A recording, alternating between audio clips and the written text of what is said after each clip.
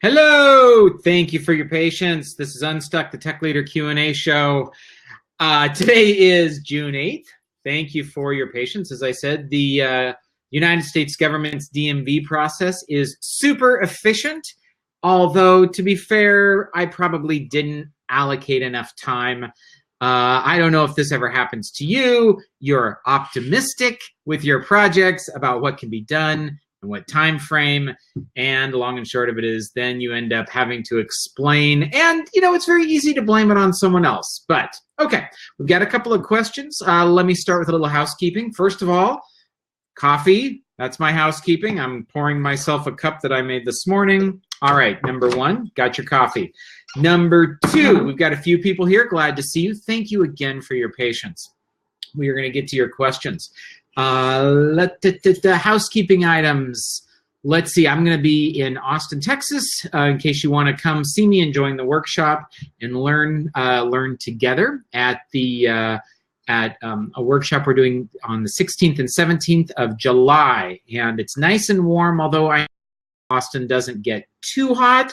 I can tell you we'll be right around the corner from what best I can tell is the best barbecue in Austin, Cooper's amazing barbecue. So definitely, if you're interested, come and we'll go to Cooper's as a group. It should be a lot of fun. We're only booking 26 people into this particular workshop, and we've already got 5 seats reserved and sold. So anyway, I guess the number's counting down. We still have about a month of ticket sales. All right. Oh, and I do have, especially for you, the Unstuck Show people, here you go. Lean in. I've got some coupon codes. I'll do 25% off if you're a fan of the show. If you just shoot me an email and ask me for one, make sure we'll get you one of those so you can save some money. Okay, so I've got a lot of stuff on my mind, but I also want to respect your time. So we'll probably do a truncated show today, about 30 minutes. But let's hit these questions. So the first question is, and I saw actually 3 questions. Okay, the first one is, let's see. It looks like the worst anti-pattern we've seen with Agile and the best tip for overcoming it. Woo! We had to start with kind of a bomb. I think it's hard to identify the worst. I did just get an email recently from a guy who leads an Agile team at a company, and he said that the biggest problem he had at work was that management, let's see how he phrased it. He said, management expects developers to create perfect estimates and then punishes them if the development team is late. That's pretty sad, right? I think that's a pretty big anti-pattern, is the idea that our work, as a general rule, involves a punishment. That's very much a theory X, which could be called the carrot and the stick style of management. But, I was sitting down the other day and I was doing a little writing, and I realized that I was actually pretty anxious about, for example, in this case, about trying to sell these workshops. And I'm trying to write something, and I realized that my anxiety and worry over failure at something got in the way of being creative. And I think that if your team is getting punished for things, anything, and by the way, punishment, I think, can be really slight and still come across in a very negative fashion. And so if you're getting punished for not achieving the goals that the client has, either time, budget, feature, cost, whatever it is, what I found in me is that some people might work harder. I tend to work fearful, if that makes sense. I tend to cover my butt, make excuses, point at other people. At least this is what I used to do, right? I'd like to think I'm a little bit better than that. But in the moment, that stress still comes, and it grabs my heart, and it makes me think, crap, am I going to get in trouble? Whatever that means. So I don't think that's very productive. I think that's a pretty big anti-pattern. I don't know of another industry that, maybe you can think of one. So put it down there in the chat box. Another industry that shames people for, especially smart, creative people, for something that is oftentimes out of their control, and attributes the failure usually to them not working hard enough, or, I hate this phrase, smart enough, or being professional. Yet we do this all the time. Our upper management seems to forget the nature of our work. And so how do we overcome that? I think you as leaders, whether you have a client that's external, a stakeholder that's internal, whether you have a boss, you need to be setting expectations about the nature of software development. That it's just like I wrote an article on Brooks Law. By the way, Brooks Law is one of these laws, if you're not familiar with it, Fred Brooks, in the book, The Mythical Man Month, states this law that is completely counterintuitive. Okay, and Brooks Law states that adding more people to a late software project will make it later. That's pretty unintuitive for most types of work, right? For example, I just had sod laid out here. I have a lawn now, so woo, I'm very excited.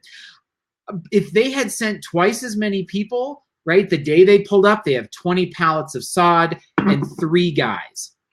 If they had 6 guys, I guaranteed that sod would have gotten laid faster. If they had 20 guys, that sod would have been laid in probably like an hour and a half rather than over a period of 2 days. But what is the difference between laying sod from 20 pallets and writing software?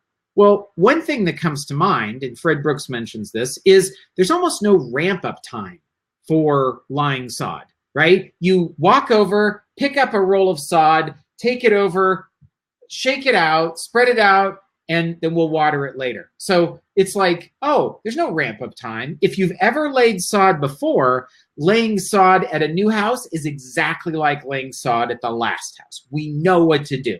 Software, not like that. We get a big ramp up time. Okay, so the next thing about it, 20 pallets, already partitioned work, right? They've partitioned, they didn't bring a giant dump truck of sod and just throw it out there, where they had 20 partitioned pallets. So you have 20 people, everybody gets a pallet, you pull it out, you lay it.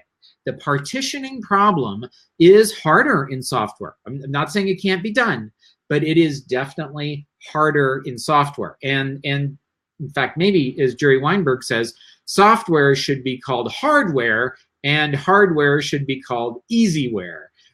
He said that to me a few times and laughed. So in the case of sod, the project is from the vendor already kind of partitioned.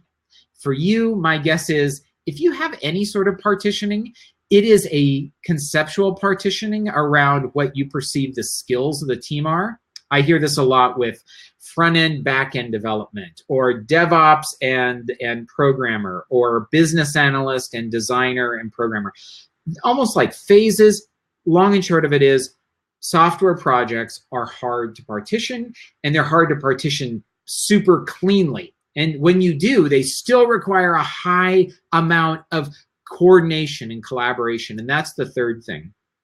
If I took 10 people who had never laid sod together and 20 pallets of sod, as long as they had laid sod maybe 2 or 3 times, I bet they do a great job.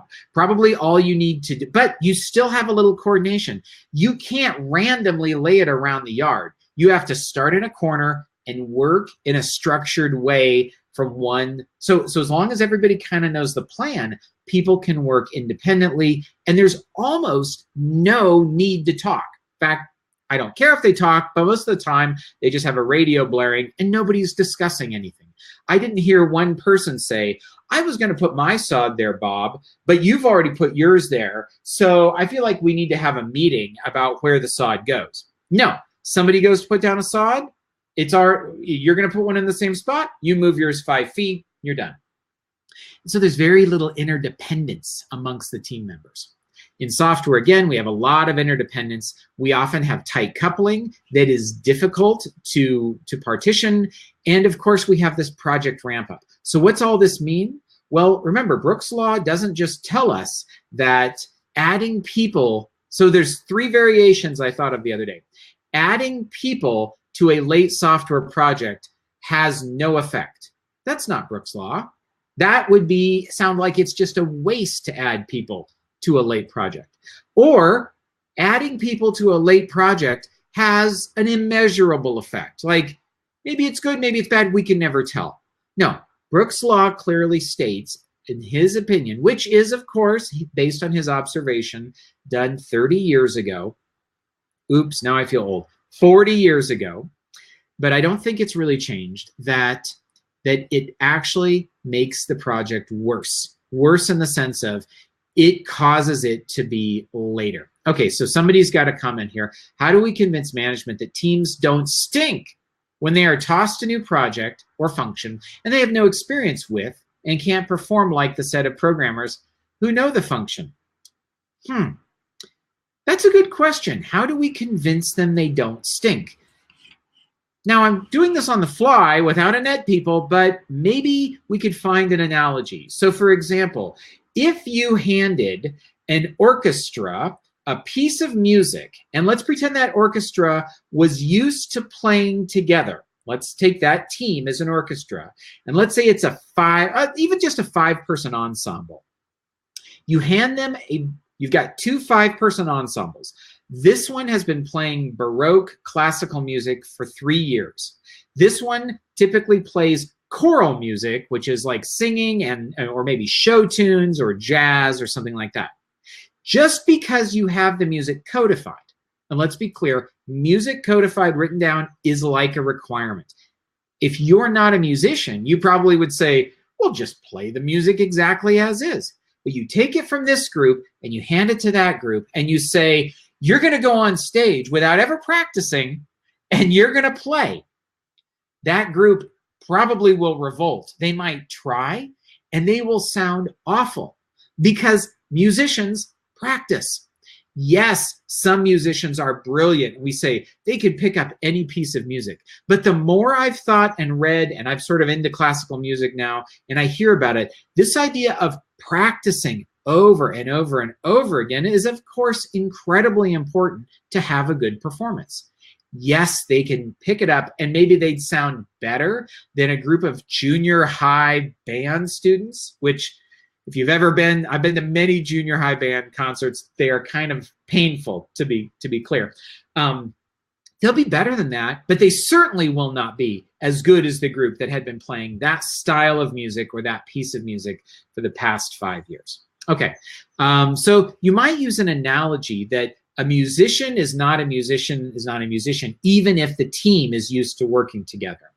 That understanding the ramp up time on any given new function, new project, new type of work, let alone the domain expertise, is an enormous part of planning and organizing the work for a team.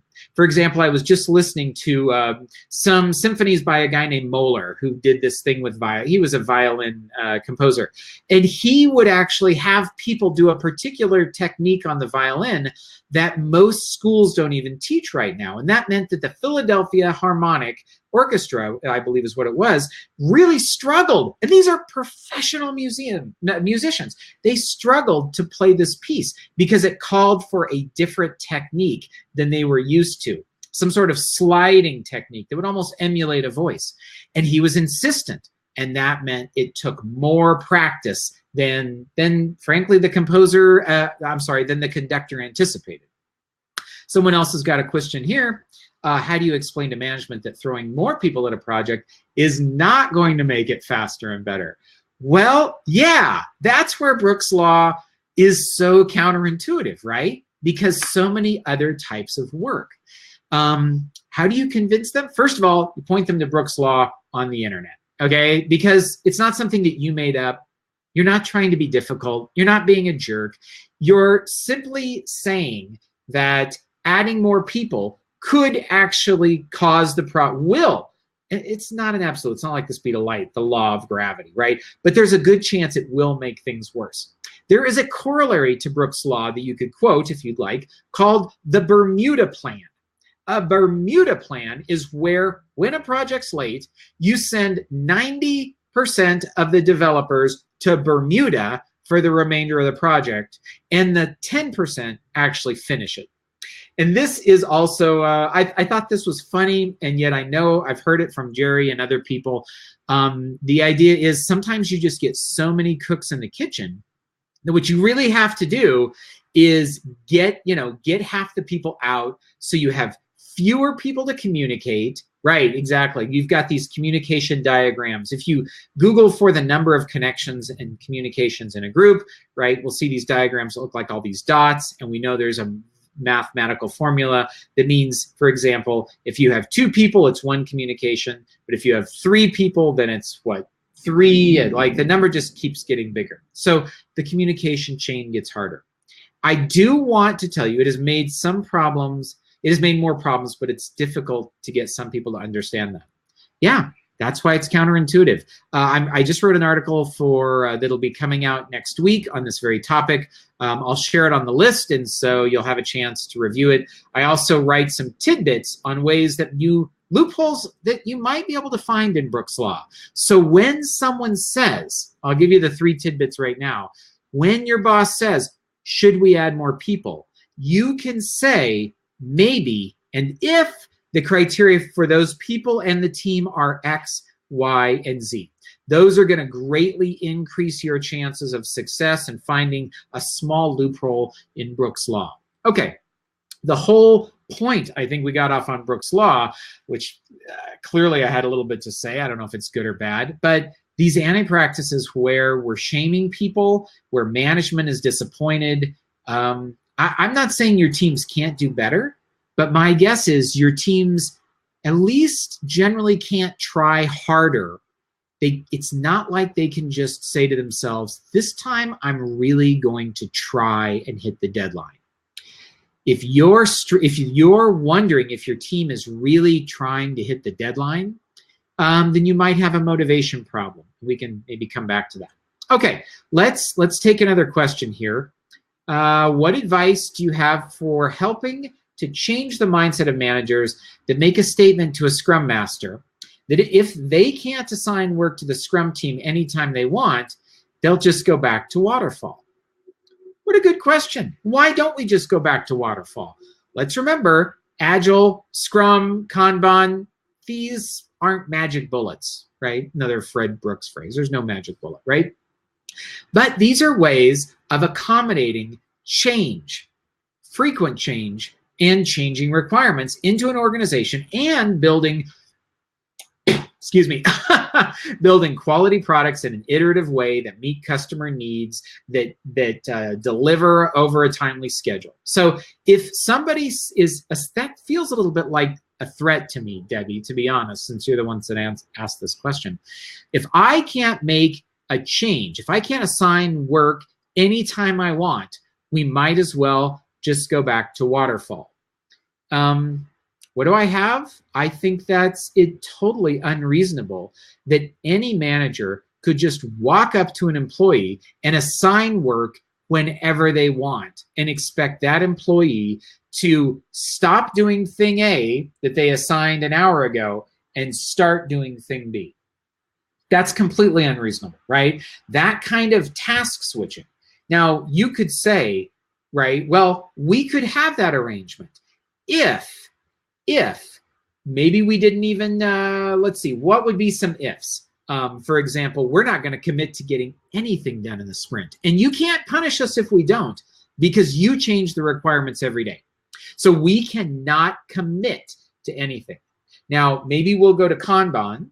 And in a Kanban system, right, then what we've got is a limited work in progress and a prioritized backlog, and people just pull tasks whenever they need one. The trick there is, my guess is this manager wouldn't be content to put something on the backlog, even at the very top, which from what I understand with Kanban is a fine thing for a manager to do, but they might actually want somebody to stop working on thing A so they could work on thing B.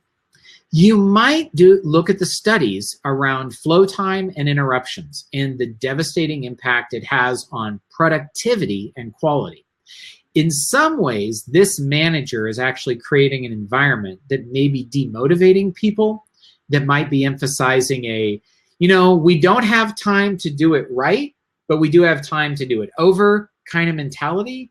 And generally, it seems like they're kind of just bullying the team, expecting the team to be like a group of Egyptian slaves or something that are building their own personal pyramids. Anytime I smell a threat, I want to understand why this person has resorted to that, right? Why have they decided to use verbal violence to talk about this problem instead of a mutually respectful dialogue where you can sit down with them and understand, is it that they're not getting what they need in time, or they're getting the wrong thing consistently? Pressure from above them.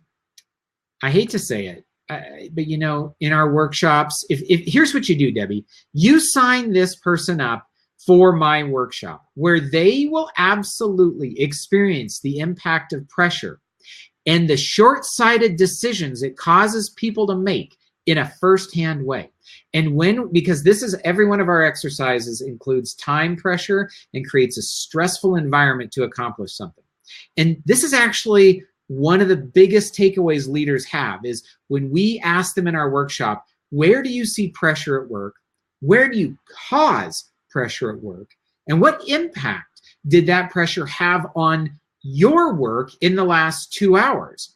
And they start to say things like, I stopped caring about quality, I rushed, I was just trying to make you happy, I was just trying to, win the game. I'll be honest, I've had people say to me, in fact, regularly, every workshop we've done where there's a stressful exercise and I play the manager, some group will find my mere presence and asking, because I do this, I'm like, so when's that going to be done, Jim? Sally, how you doing? Are you almost finished? Those little phrases, they bring so much pressure to the team. I've had people elect team members to catch me at the door before I come in, and they're like, whatever you do, Bob, don't let Marcus bother us. Take him outside and pretend to have a conversation about something that make something up. It doesn't even matter. Just your job is keep the manager away from the team. I've had people do all sorts of things in the moment to keep the manager away from the team.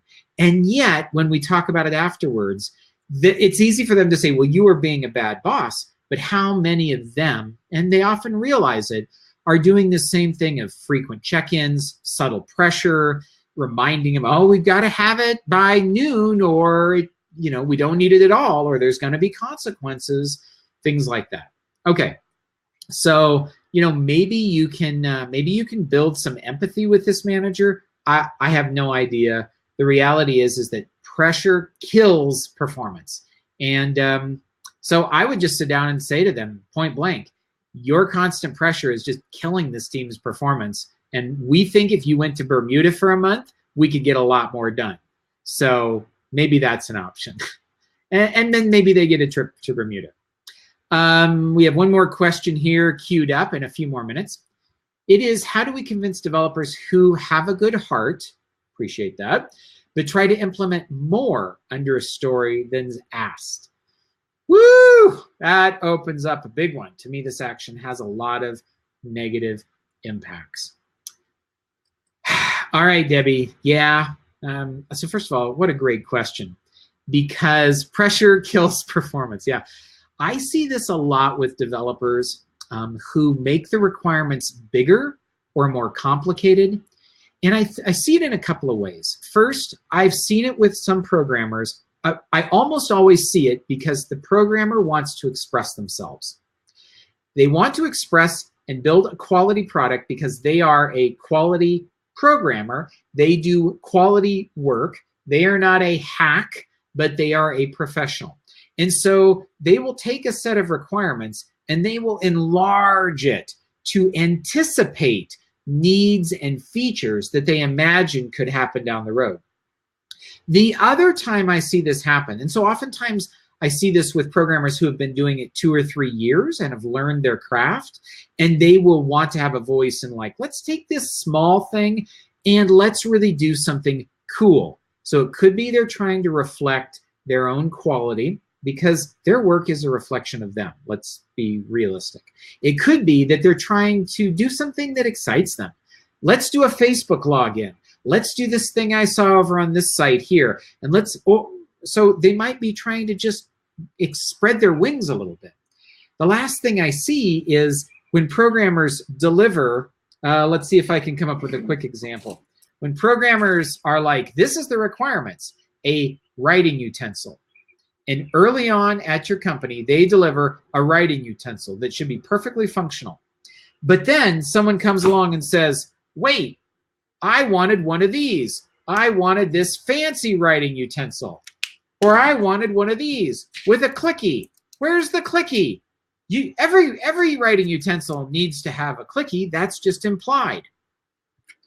So what do? When they get punished and shamed for not being professional, for not thinking it through, whatever the excuse is, the person puts on them like, don't you know, every pen should have a retractable point, right? That's just how pens are. Or that's how we do pens at our company.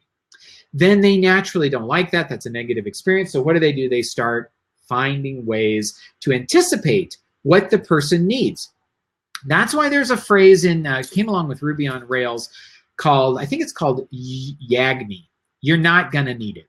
And this was trying to help programmers see that a lot of the stuff that got built, especially internals to an application, weren't gonna be used, weren't gonna be needed. And so this phrase, YAGNI, you're not gonna need it, kind of came out with the Ruby on Rails thing about 15 years ago, which makes me feel old.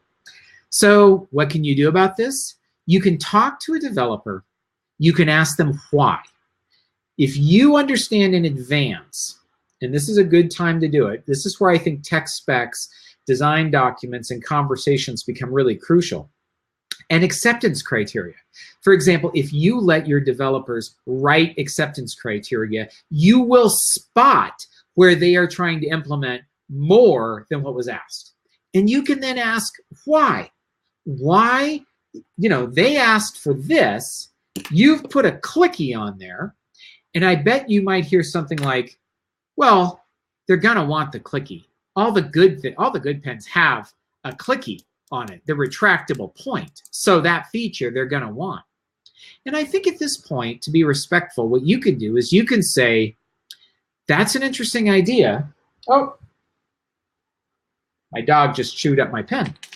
That's an interesting idea. Why don't we go find out if they want this? Now, of course, when you ask a user, do you want this? They might say every time, yes, of course we do. It sounds like we're getting it for free. And so the other question to ask is, what is the effort difference between the ballpoint pen and the retractable pen? Oh, doesn't look that different. They're about the same length. They're about the same width. But golly, this one's got a spring.